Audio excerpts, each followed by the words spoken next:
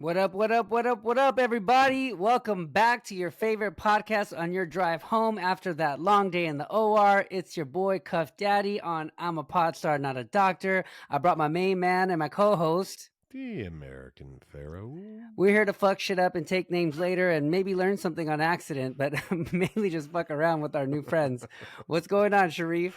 I don't know. I just love when people say fuck shit up. It's one of my favorite, most endearing, comments you can say. So what do you do? Fucking shit up. Just so great. It could mean anything. Yeah. Did you fuck shit up today? Like in a bad way or in a good way? No, I fucked shit up in a good way. I did a bunch of cases and it was great. Hold on, Bobby is joining us.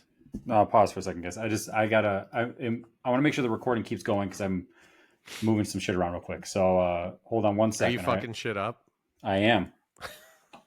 Hold on. Danielson, coming this fall to a theater near you is Danielson. You know him as a surgeon, but he's also selling tacos. He's Danielson, and he has a chihuahua. His faithful Can we go again? sidekick. Okay. Yeah, you guys are good. Go ahead. All right. Yeah, I mean, it's like one of those things that people say, right? Like, fuck shit up. Like, I was golfing today at this LAPD golf tournament. Shout out LAPD. And then one of the hand surgeons is like, gotta let the big dog eat. And I was like, what? Oh my God. Don't get me started on all the golf sayings. Wait, what are the ortho OR sayings that you use? Like like the cliche ones, like you got your residents around, you're gonna make a fucking just a bad joke and it's gonna be funny. Oh, the one I use quite a bit is like if the resident or the fellow is holding the scope and they just like are bouncing around. I go, hey, anesthesia, can I get a scopolamine patch, please? Because I'm getting nauseous. I like when the shit goes really well, I stop and I go, guys, I need a sterile Kleenex. I need to wipe this tear. No, that's pretty good. That's when you fuck shit up. That's when you fuck shit up. But you got to be careful with some of the stuff you say these days. I remember when I was in residency, I'm not even going to say who the attending was, but the attending would always like, you know, they'd have like something there, like the anchor or something. And they tell you to banger. And he would say banger. And then I would hit it. And then he would say banger. I don't even know her. And then like the room would kind of chuckle. These days it's like, it's such a bad joke. Yeah, sir. We're going to have you talk to the CMO. Head of HR, please. Yeah. You can't make those jokes anymore. No, I always like, I'll like put the anchor and like the tap for the anchor and they'll start hitting it and they'll like tink, tink, tink. I'm like, I go, beat it like it stole from you. And they go, what? I thought it was beat it like an ugly child or something. But you can't say that either. You can't do a lot of things these days. Yeah. I continuously get Bichet. You cannot say that. Oh, see, I don't get that. Let the record show that I don't get that because I don't say those things. I would be an absolute liar if I told you that I never heard that. I hear it quite a bit. Oh, I'm toning it down in my old age. You know, you got to get with the times, man. You can't be like loose off the lips, you know, and just saying whatever the fuck you want. Oh, like today was trying. The word of the day was trying. Nothing was like going like normally, like, hey, we need this set. And they're like, oh, that's so-and-so's set. That's like the Acevedo set. I go, I don't give a shit whose set it is. What's in the Acevedo set? They're like, oh, we don't know. It's just the Acevedo set. I was like, well, how am I supposed to tell you if that's the set I need if it's just arbitrarily named after another doctor? I have those sets. I have those sets. I was like, I don't even want that in my name. I don't care. It's irrelevant. I just need to know what's in the set. Once I know, I'll call it the Acevedo set. That's fine. And then we asked for another set later on. They're like, oh yeah, we didn't clean that. When was the last time it was used? Last Thursday. It's like, how is that not clean a week later? I've said too much. I have my own X-ray views, and everyone's like, "Oh, get Acevedo views on the shoulder," and everyone's like, "What is that?" It's like, just get them. Is that where all the pictures point up? Yeah, they all point up. Yeah. No. I just get my 4-view series, but it's funny because I think that at one of the hospitals I used to work at, they still say that, and I was like, "That's awesome." Just keeping my memory left alive. an indelible mark at said hospital. That's right. But see, that's the thing about as we, mature and get older, you hope that some of the shit that we've said over the years actually has some like meaning and bearing that it will carry on, which is great. And as we mature, we want to maybe calm it down a bit and maybe not be as big of an asshole. And so I'm I'm trying to not grow. I've never been an asshole. I do like to say Ooh. profound shit though sometimes. What's I'm the trying most to profound thing you've said? Let me hear it. I don't know. It's usually some like surgical tip, and then at the end of the day, because it's like something new, I usually follow it up with, "Well, guys, a prophet is never heard in his own land." You said that a few weeks ago. I say that a lot, dude. It's like one of my isms.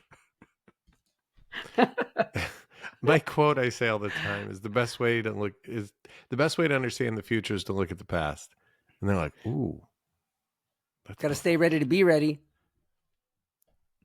preparing. What is it? Failing to prepare is preparing to fail. It's the decision, not the incision. It's the arrow, not the Indian.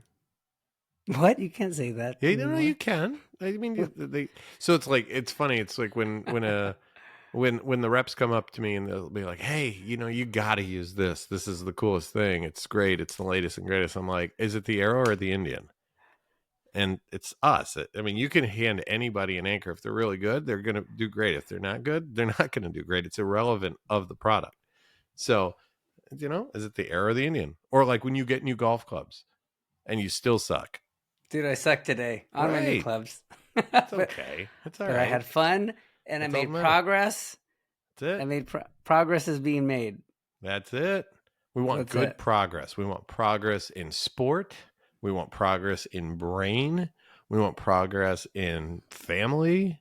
We just want progress. I'm getting obsessed, and now I'm thinking about like golf. Like, all right, well, if I can study and be a good surgeon, I should be able to train and be a good golfer.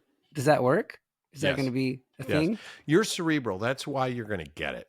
You're going to dumb it down and kind of distill it to simple things that because you have great hand-eye coordination. We know that. That's why you're a good surgeon. And actually not a good surgeon, a great surgeon, because I've never even seen you operate, but your teachers have told me you're a great surgeon. So so I think you'll be able to parlay that into golf because you're going to be able to tell this muscle do this part of this do that. And that's what golf is. It's hard when you can't tell your brain to do what your brain can't tell your body to do something. I got serious, and I know I got serious because I bought a golf book at the recommendation of my buddy Jose. It was like Ben Hogan's golf lessons, and that came, and like I'm ready to read it, and I'm like, damn, like it's funny how everything I treat it like school. Like I got to get a book for it, and I'm going to read this book, and hopefully that helps. We'll see. Well, there's a million books, and every time you turn around, somebody else will be like, "Oh, you need Dave Pell's, Short Game Bible. You need that." It's like, what I need is time. I need a mentor. You need a coach. I took a lesson Sunday. I take a lesson probably once every 4 to 6 weeks, just to kind of keep everything tight, and it makes a huge difference. I think when you're first starting, probably every couple weeks, and that way, you have to be honest. And if you're given a task, just like when we were residents, go and you learn something, you got to practice it. You can't just assume that it's in there now. And especially for golf, I mean, I'm a good golfer, but if I don't play for a few weeks, I'm rusty.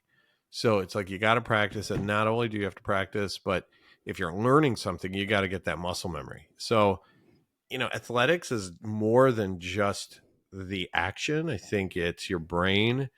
We'll learn maybe later about nutrition and what it's going to take to, be better because you have the right nutrients. Dude, you need a nutrition coach. You need like a coach for everything, a golf coach, nutrition coach. I don't know. I need a life coach. Maybe we need a life coach. We're each other's life coaches, brother. I need somebody who's trained in the profession of coaching life. I can coach your life. Look at how good mine is. I need a real life coach. Do you know a life coach? You know who I would reach out for a life coach? Sully. Oh, yeah. He would be a great life coach. Yeah. You know what's cool is I actually think we have like an all-encompassing guest today, Kim Schwabenbauer. Isn't she? She's a life coach, nutritionist, and a good nutritionist, right? Mm-hmm. Maybe we She's can a learn former some shit. professional triathlete. Well, I know how to swim, but I just don't like it. I couldn't imagine doing that. That sounds terrible. The The bike running is and the fine. biking is cool. The biking would be great. You know, Yeah. can we do it like I do the biking, you do the running, and Bobby does the swimming? That's a relay. Yeah. Can we do a triathlon relay? Because I have Do they do zero that? interest to do the run and the swim. Zero. If less than 0 was an option, I would have less than 0. But Yeah, I'd dude, ride the bike. for sure. I think we should do that. Let's bring her on. Let's bring her on. We just get straight into it, you know. So I do want to talk to you about this. So I think it's very cool. We often talk about, like, you know, things that we eat. They make fun of me because I'm vegan. So we're kind of into nutrition, and I'm so excited to finally have like a real nutritionist on our show. Woohoo! I'm appreciative that you would have me, and I am excited to be here. I am a registered dietitian, so there is some beef that the dietitians have with the nutritionists of the world. So I just want to make that clear. Oh no, I misspoke. That's okay. Oh, I fucked it up. I just want to clarify because at times I'm listening to these things and I'm thinking, are we am I listening to someone who has the same credentials? Am I listening to someone who does not? So I just always like to clarify for the other RDs out there that I'm a registered dietitian, but sometimes at the end they say registered dietitian nutritionist. So we just want to make it as confusing as possible for everyone. So All right. sorry about that. Well, let's start simple. Okay. What's the beef? Because we love beefs, you know, the whole Kendrick Lamar and like Drake, and now it's like dietitians versus nutritionists, East Coast, West Coast. So what is it? Okay, so here's what it is. And a registered dietitian has had a 4-year undergraduate degree. Then they do an internship. So the undergraduate degree is in nutrition. So it's a very specific accredited program. So someone has to come in, make sure all the classes are there, science-based classes. You have to take OChem, biochem. It's like a very rigorous science program.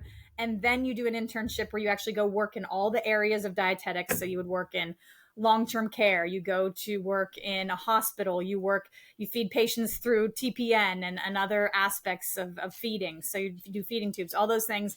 And then you find out what you want to do. And then you take your exam, licensure exam, pass the exam.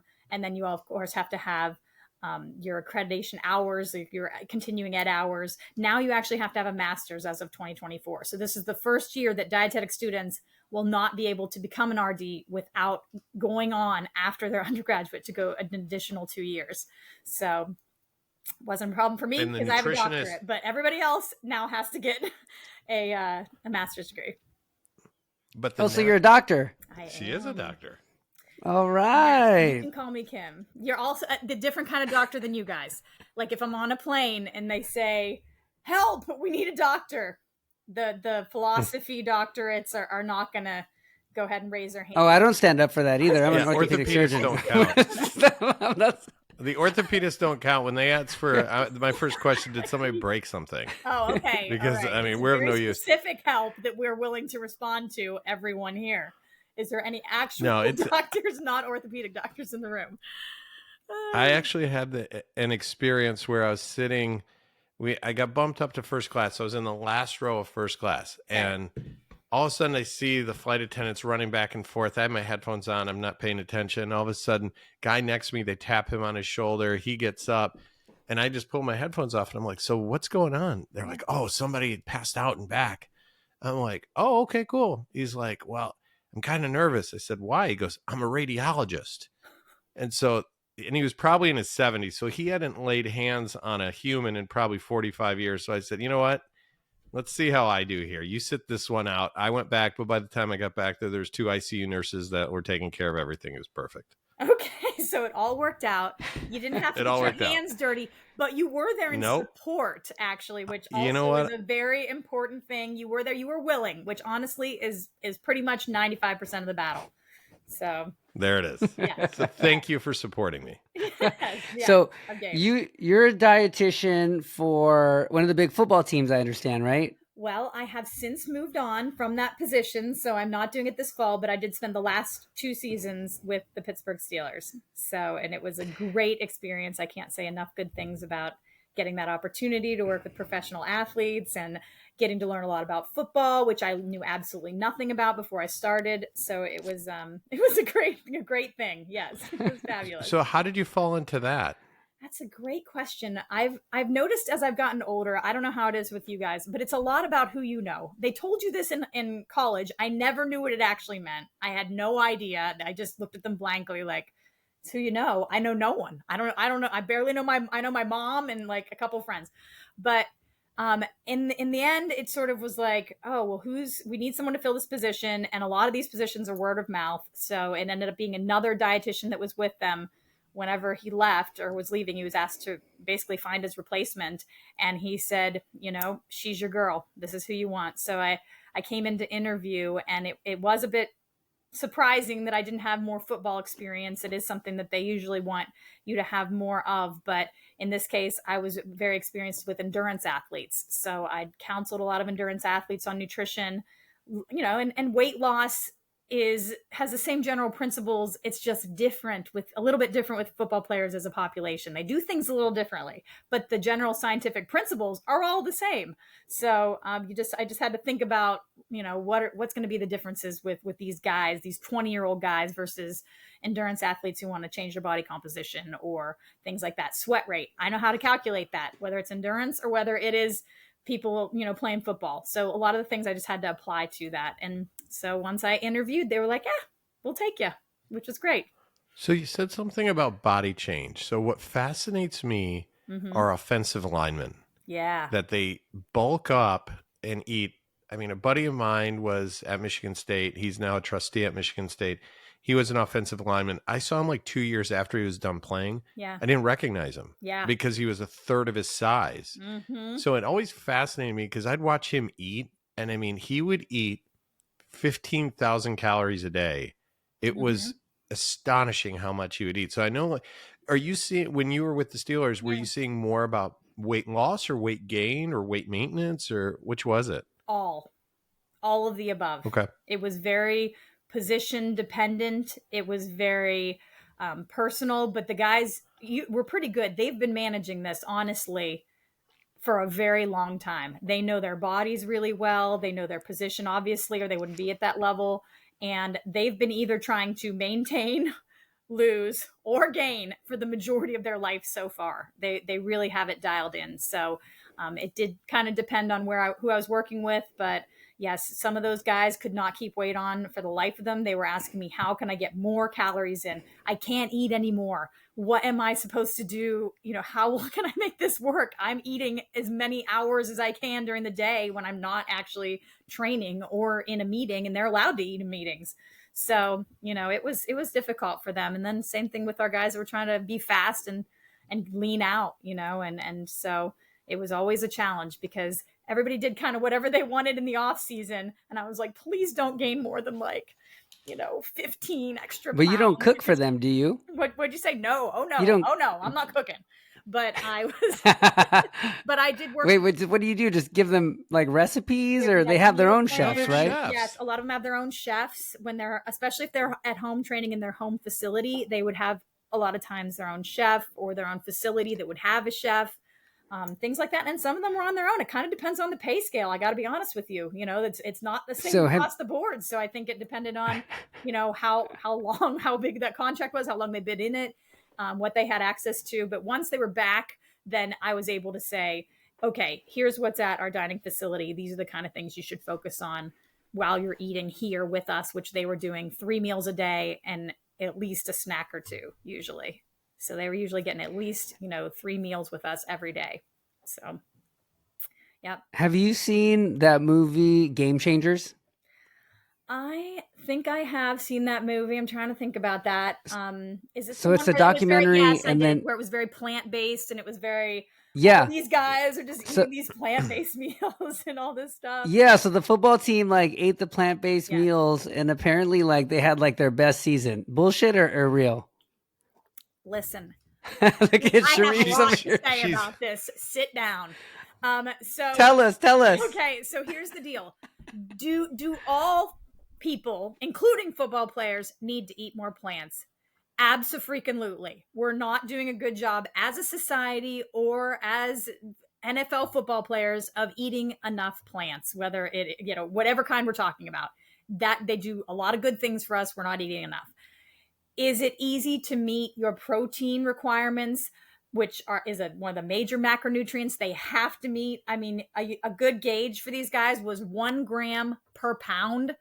Imagine trying to eat 275 grams of protein per day. You guys, this is like a real challenge, considering that a deck of cards is about 28 grams. That's about what the amount that is 28 grams for protein, whether you're talking about chicken or fish or beef. How many decks of cards that is for someone during the day is a lot. I mean, that's a lot to fit in. To do that from plants is even more challenging. Can it be done? Guaranteed people can do it. They better have a personal chef. They better have a dietitian in their pocket, work with an NFL dietitian like myself. I mean, they have to be truly on it, because there's other issues such as micronutrients like iron, zinc, all these things that are notoriously coming from in higher quantities through animal-based protein. So can it be done? Yes. Is it easy to do? Absolutely not easy. And to see a whole team try to do that, good luck. I mean, people were probably eating steaks in bed at night. Thank you. Just When the to keep cameras their were off, they were protein. crushing meat. Yeah, they were. As soon as the camera was up, it's just it's where the people have a lifestyle they were already adhering to and loving, or maybe just living with, and then to try to say we're going to do a literal change on every aspect you've ever known and try to get you to eat here's some quinoa. I mean, quinoa is great. Try to eat it 3 meals a day. You just have to be really cognizant of how much protein, all the micronutrients, and there's even anti-nutrients in plants, which you're like, what? Like an anti-nutrient? That sounds terrible. Well, there are things like the nightshades. What'd you say? Yeah. What'd you say? Like nitrate? Like the nightshades? Yeah, nitrate. Nightshades. Nightshades. Yes. And things like oxalates, phytates. There's all these things that compete against and don't let you absorb as much iron and zinc and all the things you need. Again, the things that were in animal-based proteins. So there's a lot to consider, and it can be done. Still can be healthy for you, but most people are not going to be able to achieve that if it's a complete different direction from what they've been doing. That'd be really tough. See, Danny is headstrong. He used to crush meat. He used to love it. Now he's like, nope, veganism. No, I mean, I do eat fish from time to time, so I wouldn't say I'm not like a hardcore vegan. Okay. It's just I say that I try. 95% of my life is like plant based, and I only do it because I think it's a little healthier for not having so much cholesterol, right? So it's not that I don't mind when people eat meat. It's just like for my body type, it was easier to kind of stay lean and mean by not eating it. No, but I was going to say that, Danny. Relax. No, but let's jump into this because, it's funny how everything becomes there's all these subcultures on Instagram and all these other things. And so once I look up dietitian, next my algorithm is going to completely change and tell me that I need this amino acid or that amino acid. And you even said it right there with the micro stuff. It's amazing to me how many quote unquote experts there are, and half of it is bullshit. But then how does somebody like you kind of be heard through all the noise?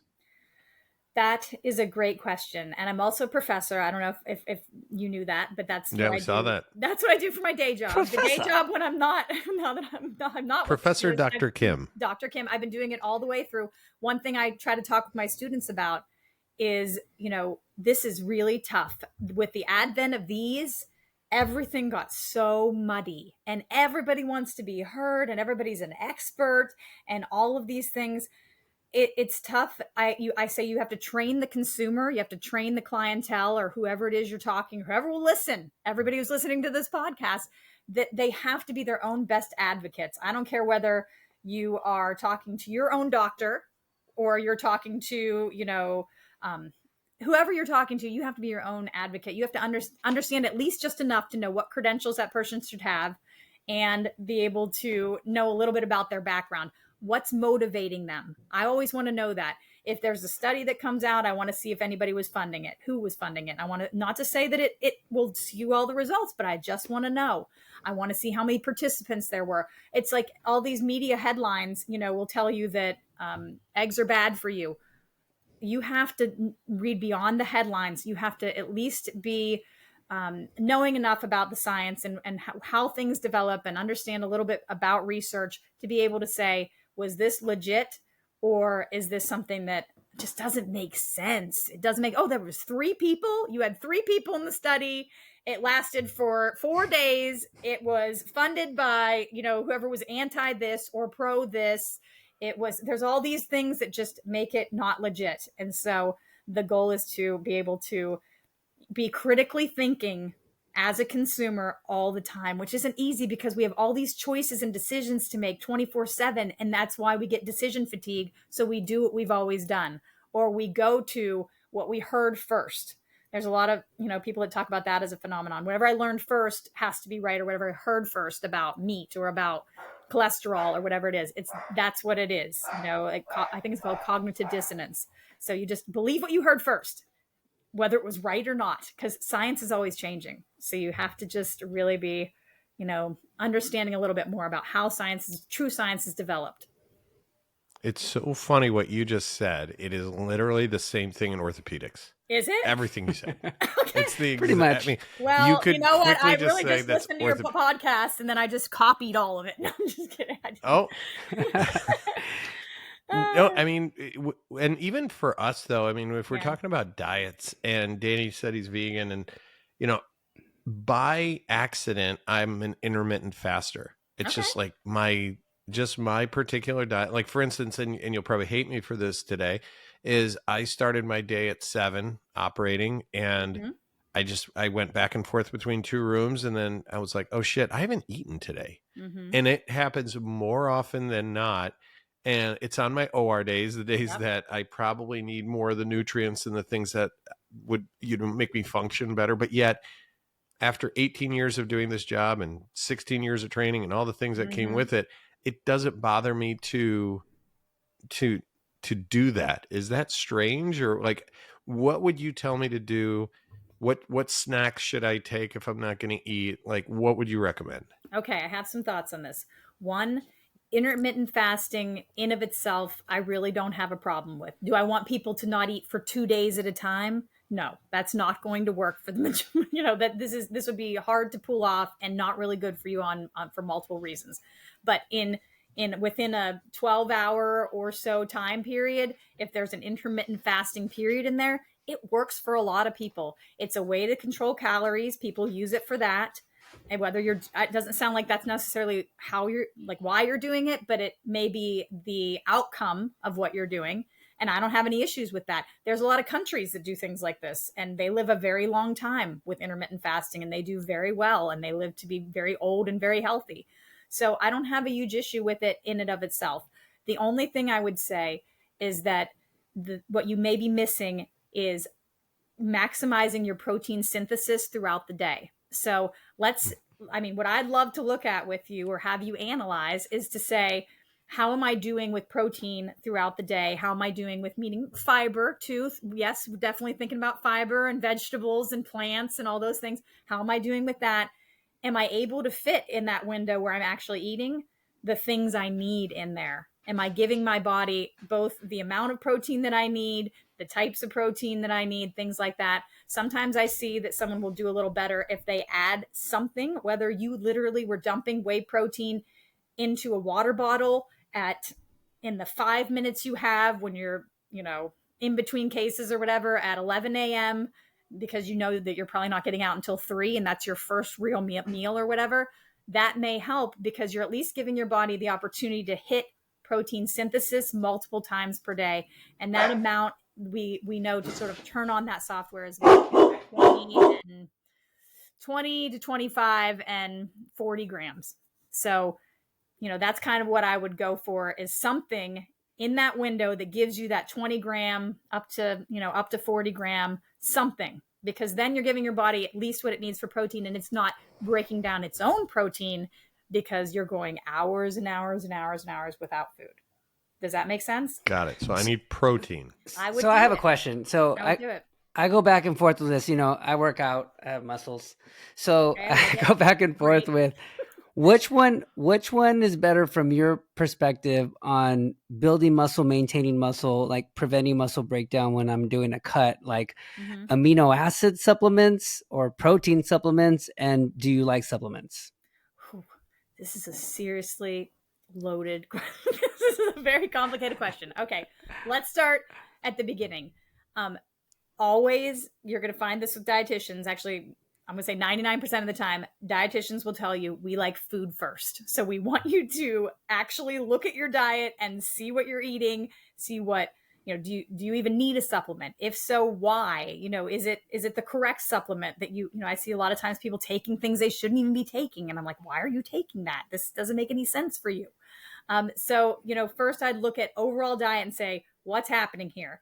If there are gaps that you can't fill, possibly, I'm not saying it's because you're vegan. I'm just saying if there are things that we know for a fact you aren't getting, let's say creatine. Creatine would be probably something we'd talk about with you. We would probably talk about overall protein of some type if you were willing to do whey protein, or if you were like, nope, it's got to be pea protein. That's all I'm willing to do because I'm living this type of lifestyle. Then I would say, okay, let's look at including some of those. So I'm not against supplements. I am pro supplements after diet has been assessed. And is it the right supplement to truly meet a need or deficiency that we can't correct with food? We're not going to be able to do it, or it's going to take us a long time to get there. So in the meantime, this is the bridge the gap in order to make it happen. So doing this right is very individual. You know what I mean? Like, I like that. Me finding out I think from you what your life is like, and then saying yes, I like that. it's a good idea, or no, it's not. But notoriously, people who are not eating animal-based protein are lower in creatine in their diet, and the studies absolutely support the idea that if they take creatine 5 grams per day, they end up seeing gains in the weight room, gains in lean body mass because they're able to lift more weights, better body composition, all those things. So it is something that I would consider, but there's supplements that are third-party tested, and that's the kind you'd want, the kind that somebody has come in and tested it and made sure it's actually clean and not with a bunch of substances you don't want in there. Yeah. So that's what I have to say about that. No, I think that's great. I mean, when you look at, and I think what you just said is really important. I think it is an individualistic thing, and that's why, you hear somebody, and Danny doesn't do this that often, but he'll say how what he eats and how he eats and stuff like that, but he doesn't say that you have to do it my way. And I think that's important because everybody's body is different. Everybody needs different fuel. For what we do for surgery, it's like, and that's a question we'll have for you is, what do you recommend, like post-surgical? Obviously you're talking about athletes in like mid-season form. What do we do when we have a depleted patient who we need to optimize for surgery? And therefore, like, what nutrition do they need so that they can heal better? That's a great question. And obviously I saw a lot of athletes who were just coming out, post ACL, post, a lot of injuries, whether it's shoulder surgery, all kinds of things. So one thing I like to look at is not shorting overall calories. This is tough because at least it was true for athletes that I would see. They were already worried about their body composition. Obviously your patients, and clients may be in a different situation, but most people I know are worried about body composition. They were like, well, I need to cut calories. The opposite is true when you are coming out of surgery. Your body is burning a lot of extra calories to be able to deal with the stress and the cortisol and all the things that have just occurred, all the hormonal changes that are adapting and adjusting in that time period. So overall calories are a key area, and not shorting them and being like, well, I'm going to try to make sure I don't gain any weight because I'm laid up. I don't know why people say that, but I can't walk around. I can't do my normal routine. I'm not exercising. So I have to cut those calories. No, not right now. Now is the time to make sure you're properly fueled with enough energy and calories. So that's first and foremost, is making sure they're meeting those requirements. Second is protein, because you are going to be breaking down, you're cutting things. You want muscle fibers to come back together. You want that actin and myosin to go right over each other and like heal up and be really good. You've got bones sometimes assessing here. Like I broke my collarbone. I have a plate in here. So thank you, orthopedic doctors. Oh, yeah. I was a We triathlete. got you. I broke this on my bike. So I'm very thankful for that. So you have to think about calcium, vitamin D, if it's bone related, making sure that they get those two as part of either dairy or probably a supplement in this case, as you're coming off of a surgery, if we're talking about bones healing and things like that. So definitely calcium and vitamin D being huge. Usually I go for 1,000 milligrams to 1,300 milligrams of calcium, and up to about 2,000 IUs of vitamin D per day are really key. And vitamin D is a whole we could spend an entire hour talking about it. It's an incredible vitamin, but really more of a hormone. And then other things like zinc are really good as you heal. Let me think about this. Vitamin C, glutamine. Some people really like glutamine to be able to heal well. So that's really a good one. Glutamine's also. nice. Yeah, so that's a good one. I like everything you're saying. Okay, I feel like I'm saying I this like is the it. same shit I talk about. Okay, well then, good. Then you're on this. You're doing the right things. I hope that this like confirms that you're saying the right things to your patients. Yay! Way to go. And you'll be happy to know. So Danny and I are on the big nutrition kick with our patients as well, because for years, and this is the same talk track I use with my patients, for years what we would say is, you need to do this, you need to be compliant with your Slang, you need to, whatever, sleep sitting up, you need us to use the latest and greatest technology and blah, blah, blah. Mm-hmm. Nobody said shit about putting the right fuel in the tank. I did. No, you didn't. Man, I've been saying that shit. Since when? I've been Since when? on this Since game. when? Since 2016. Okay, that's like 2 years ago. So, more than 2 years ago, but it's fine. But the point I'm making is, yes. It's now. So Danny was leading the curve as usual. I mean, good for him. But it is really impressive how many surgeons are now looking at this and saying, this is part of your healing process. You have to have good nutrition. I think what you're saying is great, because I live in Michigan, where the Michigan size medium is probably like 5'7", 250. And so it's an obese country. People are not healthy. People are eating like shit. I mean, when you drive down the street, everybody's got to, down the main street here in Detroit, they have the Burger King, the McDonald's, the Starbucks, and all of them are backed up into the street. I know. So it's just, you look at that and you have to say, hey, you got to do better, and you got to stop smoking, and you got to stop vaping. And so I think we're at a disadvantage, all three of us, when we talk to patients, because, some of the food tastes good, but it's terrible for you. Oh, yeah. Right, Danny? Yeah. Yeah, like a pastrami. Ooh, a hot pastrami used to be bomb. He's like reminiscing right now about how many I know. days. He's going to fall off the wagon. Yes, we're going to just be talking about it. That'll be it. I need a life coach for that, Oh, I get it. I mean, it's a fast food culture. It's a fast food nation. How fast can it get to me? And we're all just getting busier and busier, and it's really scary. But I also think that you can't expect somebody to change their life overnight. I always try to meet people where they are. I never make people feel bad about it. There's no doubt my kids eat fast food occasionally. I try to minimize it because I just don't think it's very good for you. But I certainly understand that it's part of some people's lifestyles that we have to just, how can we work toward something better? What do we need to do to work towards something better? So no matter where you're starting, my thought is, what can you do today to start maybe planning your week a little better, so you have to maybe do one less night of fast food? Or what other things can you keep on hand as staples so that you can make something really fast in your own microwave? You don't even have to turn on a stove. What can we do? And that's always the same way it was with athletes or anyone else I'm working with. It's like, plenty of these guys come to the NFL. They're not cooking. They didn't cook. They went straight, now they have their own house, their own apartment. And I'm you're starting from scratch with like, how do we, do the most basic cooking things? How do we boil this egg and make it into a hard-boiled egg? So you have to start somewhere, and no one should ever make anybody feel bad about it. They really shouldn't, because that's funny.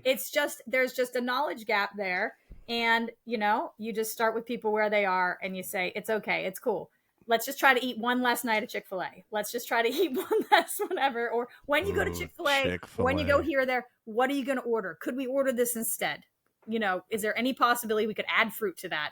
I mean, we served everything while I was there. You know, we love we love Chick-fil-A. So yeah, It's so nothing is good. off limits, but you just want to minimize the things that aren't as good for you. All right. I'm going to ask you 2 questions. Okay. And it is, and I'm going to put you on the spot a little bit because I need an answer. Okay. Done. What is, for anti-aging, what is the worst food and what is the best food? Go. Anti-aging. Floor is yours. Like gonna Like, just just make to, you like, die be healthier as- faster, or is look, it like my skin? like- Is it like looking wrinkly? Like, Yes, okay, all just that. all of it. All You name that. it. Okay, if you want to have a dissertation, go for it. For skin, it's this. For food, it's that. Go for it. I mean, I'm getting old. I need to know this stuff. okay. Well, I just do a lot of antioxidants, fruits, blueberries, Yes. handful of blueberries Hey, a day. I didn't ask you. I asked her. Let her speak. Let our guest speak. I will say he's on the right track. Honestly, if I could include one thing in your diet to say like fountain of youth, I'd say wild blueberries. Eat them, love them, enjoy them. Like, I know you're like, what, wild? Why are you saying wild? Yeah. Because they have so Is that like many Trader more. Joe's? No. It I will know. say right on it that they've been picked wild blueberries versus actual just, oh my God, the size of this spider. Sorry. Oh boy. I'm having a Don't moment. eat the spider. Or Okay, can you eat hold the on. spider? I might have to like take precautions. I'm just gonna throw a plate on it. Hold on. Okay, did it. Throw a plate on Sorry, it. that was a real situation for me. I'm down my here in this God. barn. I'm trying to make this work. This is the first death-defying guest Down we've here in had. this barn in this stupid podcast, you're Okay, gonna get eaten I by a did it. spider. I'm not even kidding. I don't know how you guys feel about this, but yay. This is about the size. Anyways, I'm scared of spiders. now that my life has passed before my eyes. Yes, wild blueberries, most antioxidants, love them. There's a couple good brands. Wyman's has a brand, WYMANS is one of the brands that I like. Do you know what I'm talking about? Okay. See? Yep. So, but just like the worst thing you could eat for anti-aging, I don't know, just anything really super processed. There is something such as ultra processed food. There's an actual definition of it. It's beyond processed. It's ultra processed. It's beyond meat. It's beyond Beyond meat is processed. Who even knows Don't what eat it. is? Yes, it's a lot of things that they're just adding in preservatives. I mean, it's the thing that's going to last you. Like my mom always said, like these Twinkies will last like a nuclear holocaust. Like these will last till 2055. Like there's a reason for that. Okay, so I'm not throwing Twinkies under the bus and saying never eat them again, but you know, there's a lot of these foods that just have so many preservatives. They've been so processed that there's not a lot left that actually looks like food. So like spam. What is spam? Yeah, I mean, and I'll tell you, I people know. in Hawaii love spam. They love it. Dude, Yeah, spam used to be bomb. You eat spam with rice. They eat spam. Yeah, with spam with everything. rice is like a thing. It Or you is. wrap it up in a seaweed. It's called the musubi. It tastes delicious. Yes. So when in Hawaii, eat spam. But otherwise, No. maybe you Don't go eat for spam. a little less. You know what I mean? Depending on your culture and all those things. I'm all about culture and including all that. So that's what I'd say about. Yeah, I'm gonna start Is that the eating. two I'm gonna questions? start eating spam again when I'm old. Oh, Yeah, okay. you nailed it. You nailed Okay, it. all right. I Yeah. mean, I guess where I get confused is this bastardized word of organic. Yeah. And it's just, it used to mean something and now it doesn't mean anything. It's just a word that helps sell stuff. It's true. And- It's true. A lot of these and things are like that now. Yeah. And like, what would you say about, you see all these people, they're like, oh, I only buy my groceries from Whole Foods or Trader Joe's because of this whole like counterculture of, I don't know. To me, it just, I don't know. I'll have you answer that. Where What do you think? go shopping? Yeah. Well, we don't have a lot of options. I live in Podunk, USA, which I love because it is the country. You got a It's Wegmans? amazing. Oh, there's no Wegmans. We have Walmart. This is our only option. We have Walmart, and thank heavens we have Aldi. So we have Walmart and Aldi, and then that's it. These are your two options, you guys. So if I want to drive to Not Pittsburgh, great. I live, an hour and 45 minutes away from Pittsburgh, so I am not close. I was driving every single time I had to drive down there to go see the team and everything. So in the facility. So it was a long ways. I would pick up stuff if I could, like on the way or whatever, but no, we have small groceries. Well, not small grocery stores. We have the conglomerate grocery store that doesn't have all these options. But I certainly don't think because I buy groceries at a certain place, it makes me at this level. Like I almost feel like it's some sort of bargaining chip at times. Like, oh, I only buy groceries well, good for you. Not everybody can shop. Well, that's Danny because he's bougie and he's in LA. He's like, I only go to this place. Hey, if that works for people, great. If you enjoy the groceries there, you enjoy yourself. Do you have to buy everything organic? Absolutely not.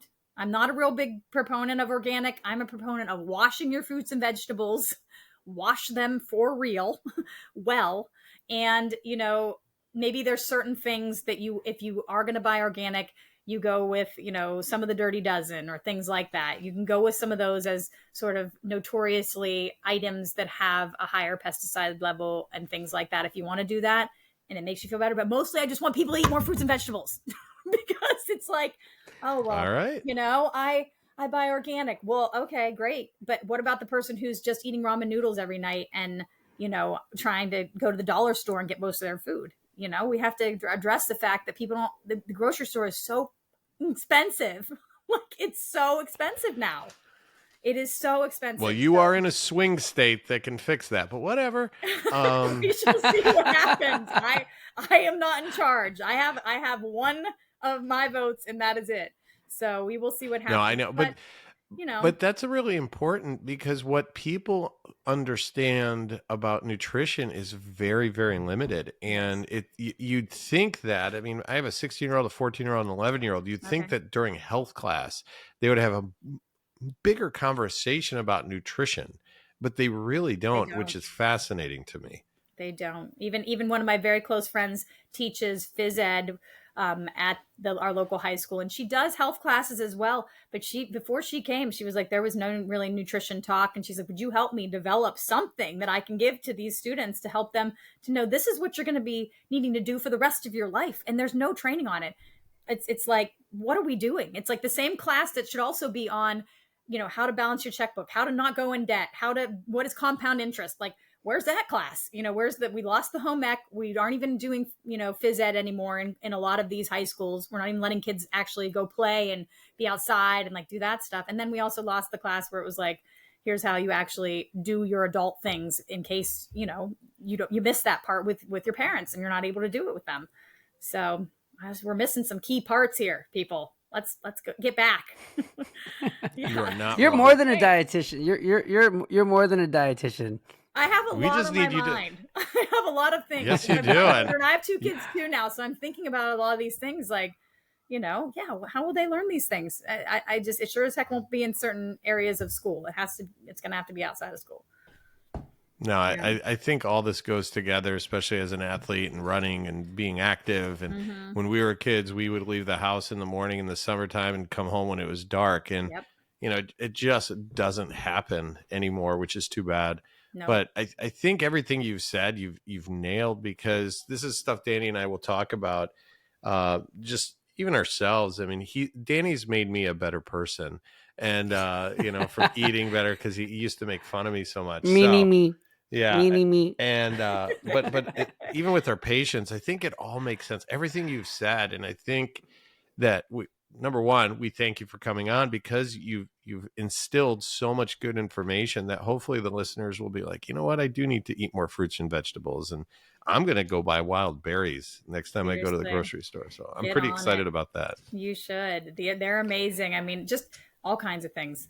Antioxidants, gut bacteria, gut microbiome. I mean, we haven't even scratched the surface. Nutrition is such an interesting field because it has all of these facets to it. You can go from spam to microbiome. You can talk about, people always want to talk to me. They probably don't talk to you guys about this as much. They want to talk about poop. They want to talk about how often. I talk about poop. They talk about Danny talks. I mean, there are so many talks things about that are poop. facets of nutrition. Yeah. Danny talks about poop an uncomfortable amount. Like the quality of poop. Yeah. Yeah, you gotta the consistency of the poop. There's a lot of things.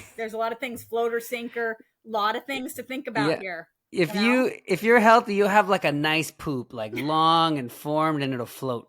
That's a healthy poop. That's a healthy poop. Float means look at she's hold on. She knows what I'm talking about.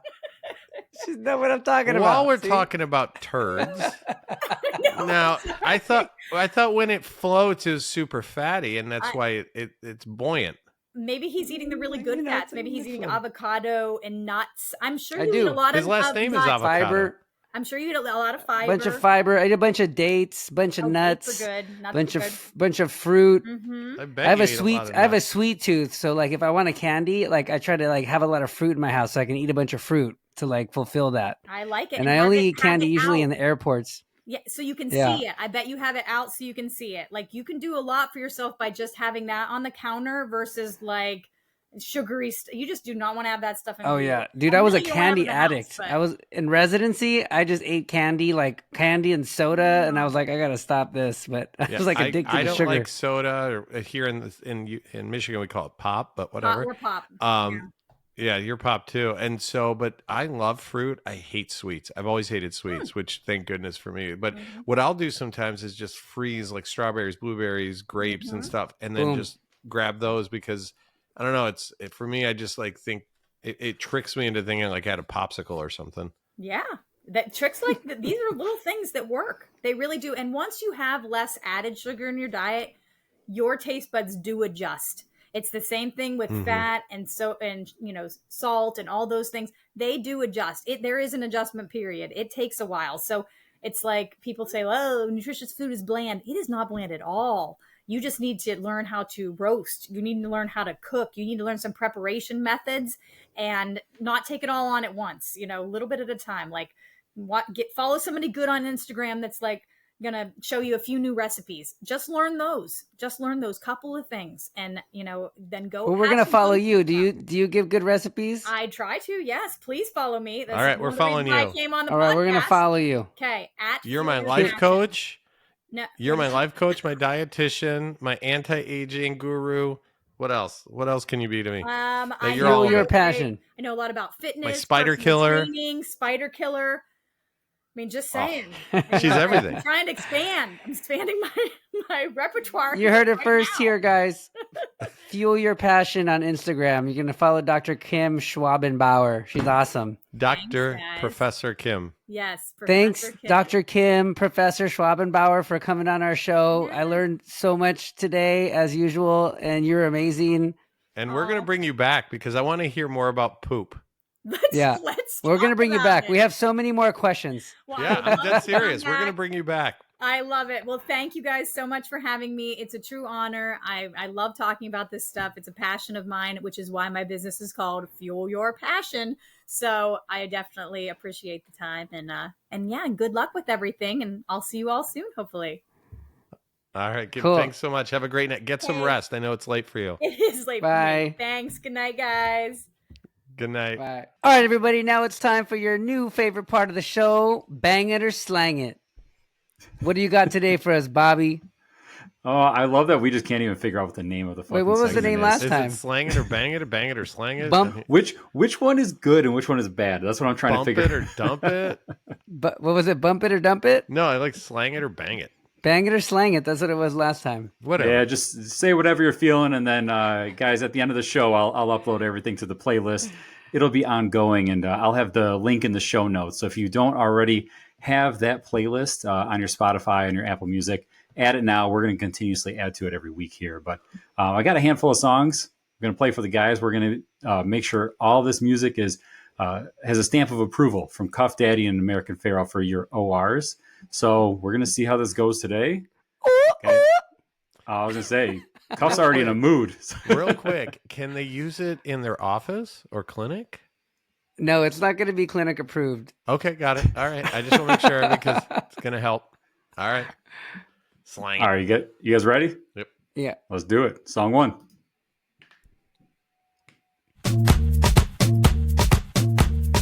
Hey. I love starting with a good head nod. Ooh, yeah, I like it. Hey, Easy watch, now, watch. no need to go Let's down. go. Rock that run, this how we from. Easy now, no need to go down. I like Yeah, it. fuck with this. Easy now, no can need see to it go more. down. Rock that Yeah. run, I can see, this how we I can from. see the nurse saying she doesn't like it while she's head bobbing. I can see it. Whoop, whoop. Yes. Bang it. Bang it. Bang it. Oh, we're bumping this. We're bumping this. No, it's bang it.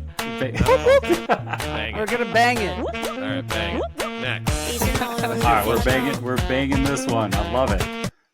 Banging that one. I'm trying all day. to get a 100% approval rating on all this music, but I am, for the listeners, just as a reminder, like we're mixing this up. So I got 2 goals every week now that I've decided. Goal 1 is, even though I'm not a big country guy, No. I'm gonna get so much country music added to the Pharaoh's playlist. The Like that's fuck you a are. big goal here. And then number 2, I quit. No, I'm it's trying gonna to get- happen. I quit. I'm gonna trying to happen. get strictly for the gram. I'm trying to get Cuff Daddy to sing every single week. So those are the two oh my the God. 2 goals Hey, here, right? That went well. That went viral. I'm pretty sure. It's only going to get better and better. All right. Next song. You ready? Let's go.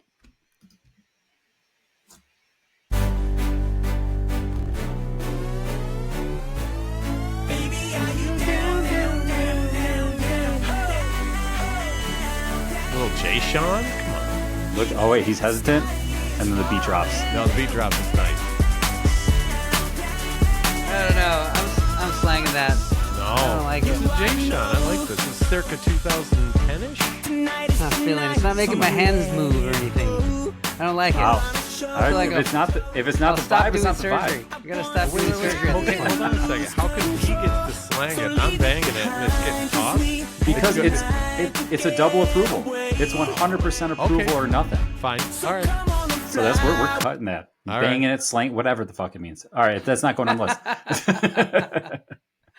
All right, we got to pick it up a little bit. Let's go. 1, 2, 1, 2, 3. Oh, oh, yeah. I know you like this. Oh, Sharif. see, now, no, Sharice's asleep over there. Sharif's not liking it. It's like it's played. I mean, it's overplayed. Okay. I mean, I play that shit in my OR. I was going to say, it just feels like a vibe. But It's a vibe, dog. oh, you know what, though? You also got to remember, I'm okay with Bruno. That's fine. but here's the thing, like, and that's what the challenge with finding music, right? Is I like a whole range of music, period. But I always got to remember, Sharif's like what, 4 decades older than us, Cuff? Yeah. So we got to make 5. sure we hit something from his. Yeah, you got from some his Sinatra times. bumping. I mean, come on. me and Blue Eyes. He's used to not hang that out. old. He's not that All right, here we go. We're gonna go back to Sharif's college days. Oh boy. I'm just making this. This is probably way before your college days. Oh shit, this is on my playlist, dog! This shit is on my motherfucking playlist already. B-52. At the side of the road. This shit. It's not my favorite song, but yes. Rock Lobster. But, like- Rock Lobster's better. No. Love So Shack's like way better. the fucking energy from Love Shack though, like I feel like if there's It a gets lull, the people going. yes, like if there's a lull anywhere, like Provocative. All right, bang it. oh This guy's man, weird. This guy's weird, but he's cool. dude, I could see. All right, when you come out to Detroit, we're going karaoke, and the 3 of us are doing this song. This is that Beavis. We're gonna and Instagram Butthead live shit it. right here. I'm gonna do bye. All right, Bang it. let's do it. All right, we we're already getting agreed on that. All right. we're getting into the interesting stuff. All right, you ready? That wasn't boy. interesting. Oh no, we're getting more interesting. I feel some weird shit coming You can on. drink my liquor, you can call my Slang lady, it. you can this take my Shabuzi? money, you can smoke my Nah. blunt. Slang it. Scuff these Out. thorns, you Next. can say you hate me, you can call Listen, me give it a Hang chance. up. I will just hang up. I just Don't touch my Nope. truck. Ah, look, he's smiling. He's smiling now. I'm looking at you two assholes. I That's like what it, I'm but I don't know if smiling I'd at. play it. I feel like it's not gonna get enough likes. I'd slang this too, but I like it. I'm not gonna lie. I figured this one was not gonna go on, but I was listening to it the other day. I was like, yeah, I'll put this on my song's fucking Yeehaw great. playlist, but it's not gonna make the Cuff playlist. All right, fair enough. All right, I got one more for you guys here. I know for a fact this is gonna get it an immediate yes, but we're gonna play it anyways.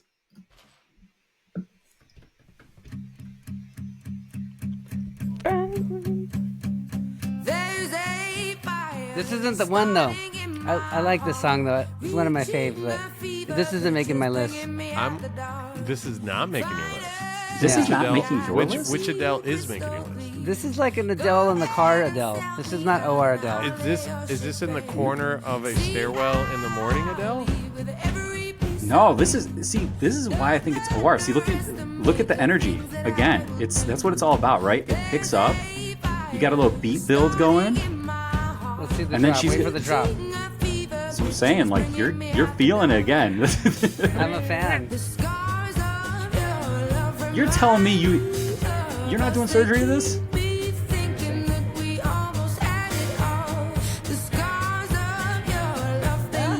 You see it? No, don't you mean like this?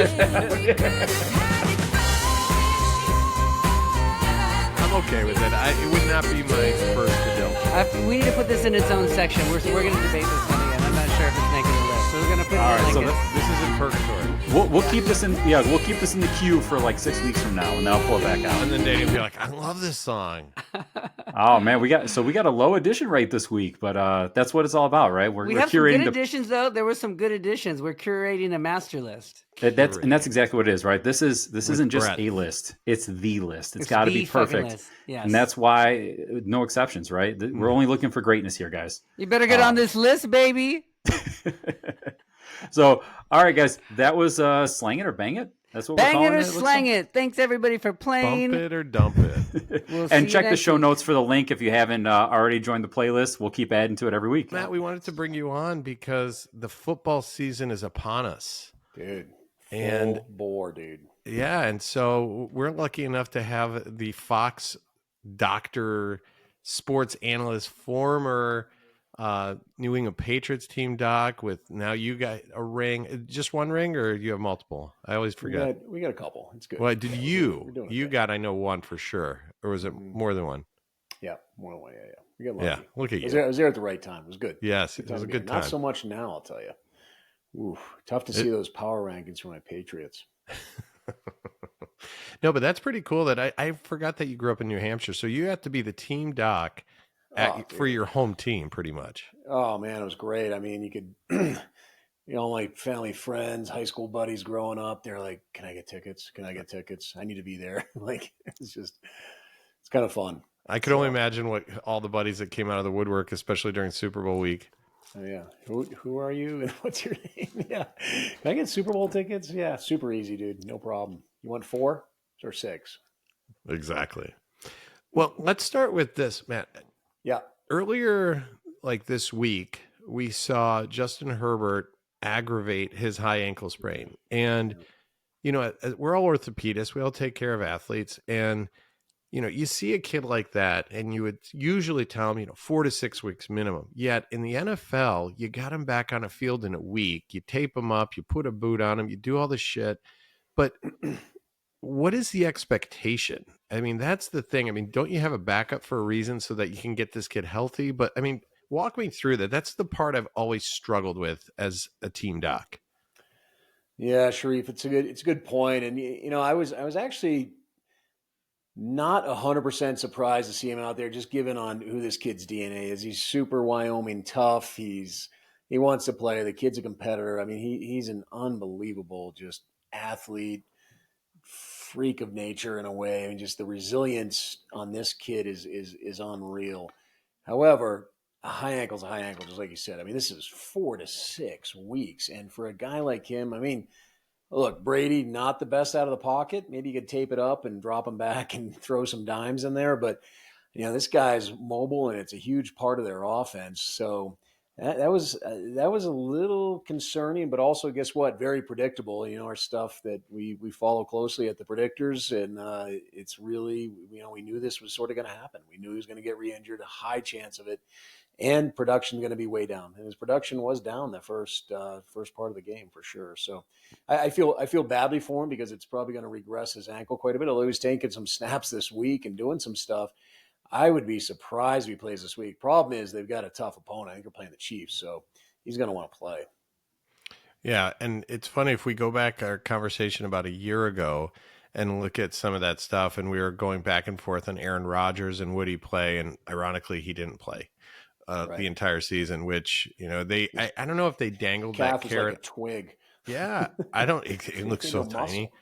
And Takes time. but I don't know if they dangled that carrot on purpose. But I mean, it was the Jets. It's not like they were scaring anybody. So it was just really bizarre, that whole thing. And from a doctor's standpoint, to be listening to him in a news conference talking about this and saying, I'm coming back. And as a surgeon, I can only imagine Neil just like hitting his head saying, like, what are you saying? What's going on? So Yeah, I don't know. I mean, have you ever been in a situation like that where you said something and then like it comes out totally different?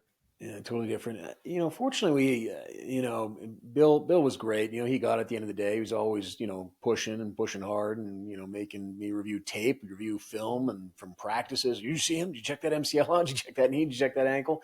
And so we had a very good working relationship, and also had a great head athletic trainer. Head athletic trainer is the key. Head therapist for the team. And so we had Jimmy Whalen, head of ATC, still there with the Patriots. One of the ranking ATCs in the league, just an amazing guy. And it just really helps drive that conversation, not just with the coach, the player, a little bit of ownership. Depends on who your ownership is. It's not Dallas Cowboys ownership, but you have certainly owners that are more involved than others, and there's a whole triangle there, and probably tetrahedron or some kind of thing you have to manage every week in terms of trying to get everyone on the same page and communicating properly. You got the agent, you got their parents, sometimes you got obviously the player.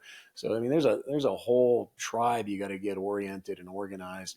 The good news is usually it just sort of declares itself, unless in a situation like this, like you said, kind of weird. Aaron, I don't think was ever really going to come back. He felt good, felt strong, felt like his Achilles was good, but he just really never had that muscle strength at the end of the day. And that there's just no way to get that back in a fast amount of time for someone at his age group. But, we'll have to see how Herbert does. I'd be shocked if he didn't try to take some snaps this week. It's such a big contest for them and it's such a competitor, but I don't think it's the right thing.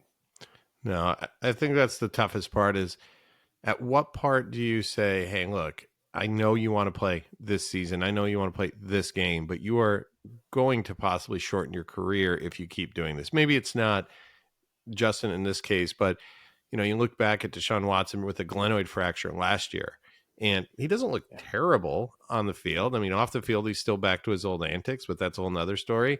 But, that's the thing that is really bizarre is you see some of these, like I would have said glenoid fracture, throwing arm. I don't know. That's going to be a tough no-brainer. Yeah, that's a no-brainer. I mean, it's a pretty big chunk of bone off there, Sharif, and you and I know very well. I mean, that's got to get fixed. You're just not going to have a stable platform to generate anything more than a 10-yard throw. And the Herbert. So speaking of that surgery, I mean, people have pinged in on our website. Just, hey, dude, just throw a tightrope in this guy. Get him back 2 weeks. Get him back. Alabama, Tua style, everything, get it rolling, right? And put the quote unquote magical tightrope. But, it's probably not what it is. If he doesn't have displacement, doesn't have the widening of the syndesmosis, doesn't have these surgical criteria, it's just a bad sprain of that syndesmotic ligament. That ligament's it's a big ass ligament in there, and that's a lot of inflammation to get down and just a lot of healing. The good news is it heals really well, that syndesmosis, but it just takes time. It's a huge ligament. Danny, that's in the lower extremity. No. Well, you brought up Tua. Let's jump back to Tua. I mean, here's a guy that now has 4 documented concussions. Oof. And 3 plus, I mean, I've had 4 over. I'm 51. I think my first one was like in my teens. So over 30 some years, I've had 4. And I still can be sitting there one day and just like feel nauseous and just not right. And it's not with taking any more hits. This guy's still taking hits every play. And I don't know, what do you tell a kid like that in that situation? Again, they're all competitors, but you look at one hit to Antonio Brown pretty much changed his, not career, but his life. And he's obviously different since that hit. What do you say to a Tua or somebody that you're taking care of? Yeah, well, I mean, first of all, a little shocked that you've only had 4. I mean, you are a pod star, but it's pretty legit, pretty legit wittiness still going on. So I like that. We dealt with this. I dealt with this a lot in the pro leagues. We deal with it in hockey, a little bit less so. We deal with, and obviously other collision sports. Obviously, football is the biggest, but it's one of those ones where the cumulative concussion we know is just not great any way you slice it. And you look at the data again and again, the cumulative concussion is just probably documented concussion. Timeout is not the best thing long term for brain health. Now that being said, it's part of the game, and where we're just where we're at in the NFL. We've got some new Guardian caps, although there was some enthusiasm, obviously, during camp. Probably showed the NFL at least showed 8, maybe 10% decrease in concussions, depending on position during camp. Players haven't uniformly worn them, although they can, and I think that interest is waning. If you talk to the players, they sort of just don't love the cap concept for whatever reason. They just don't like how it feels, how it's in real game time, the speed.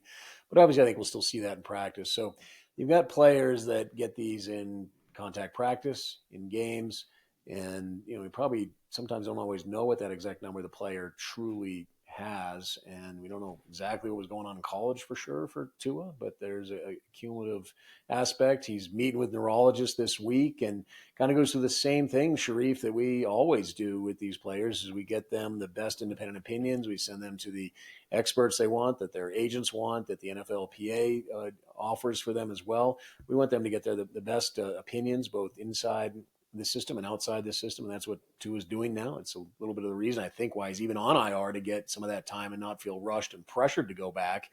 Is look, he'll give you 4 weeks. I think he can come back in week 7 now. He went out in week 2, so it's a minimum 4 weeks on IR.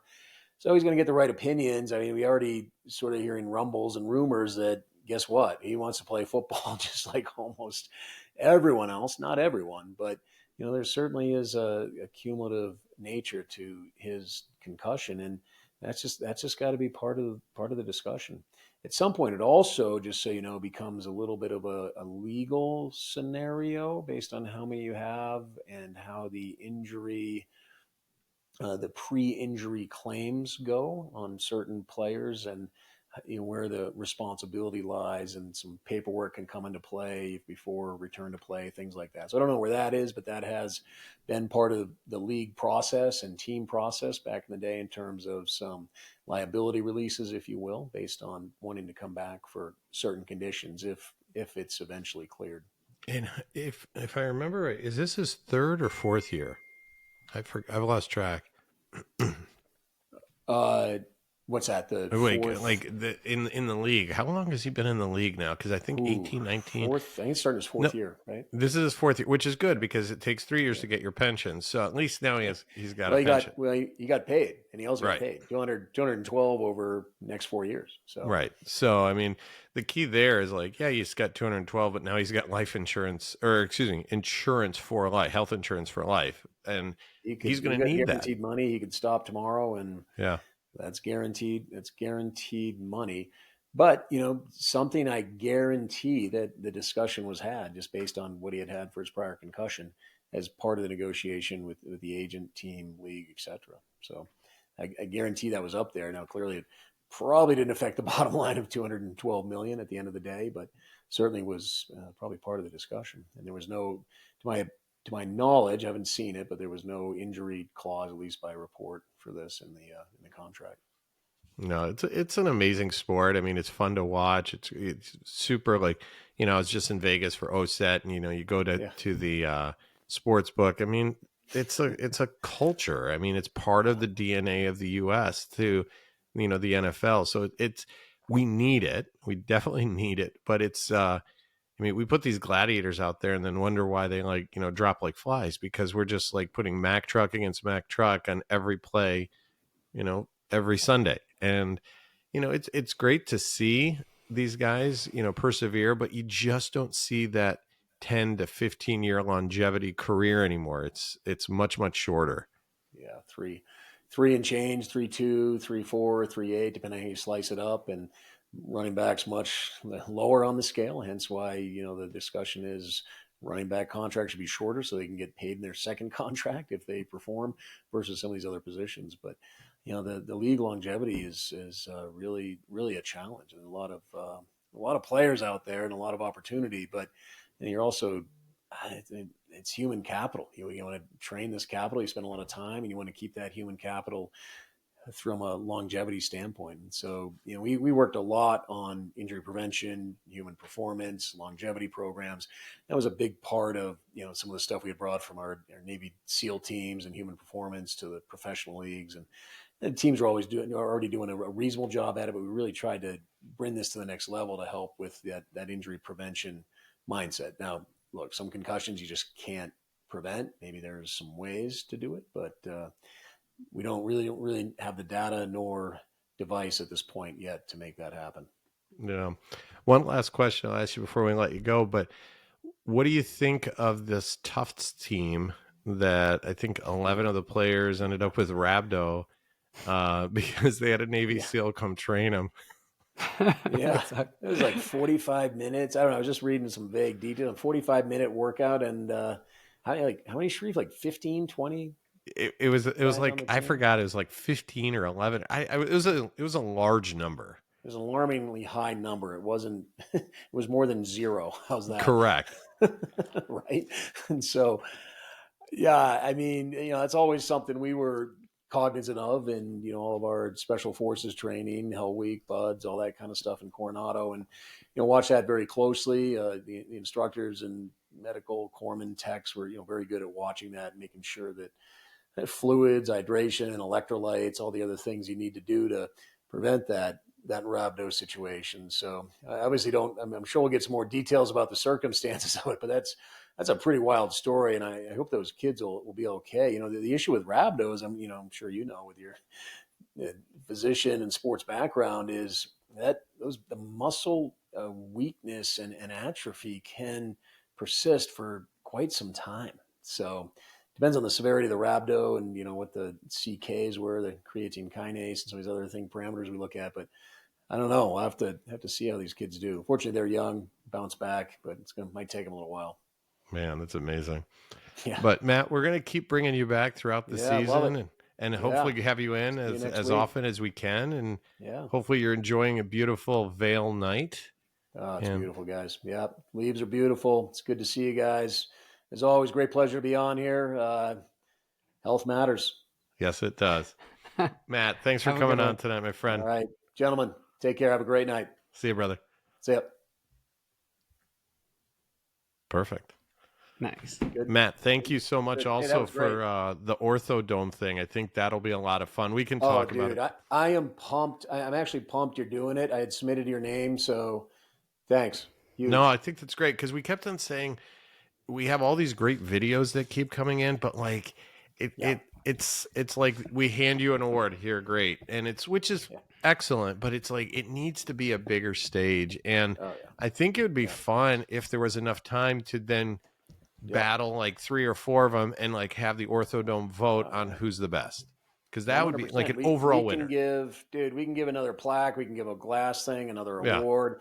I got budget for that, dude. You let me know. We can give 3 plaques for top 3 or some. I mean, you name the categories: shoulder, sports, hand, foot, whatever, foot and ankle. Put it together. Let's figure it out and get it done. I love it. I love the playoff. I love the format, the competitive nature of it. Yeah. All right, I'll reach out to you offline, and then we'll set up a time you and I can talk with Navarro and try to figure this out and lock it in. Love it, brother. Cool. All right, my man. Gentlemen, thanks. Bye. Thank you, sir.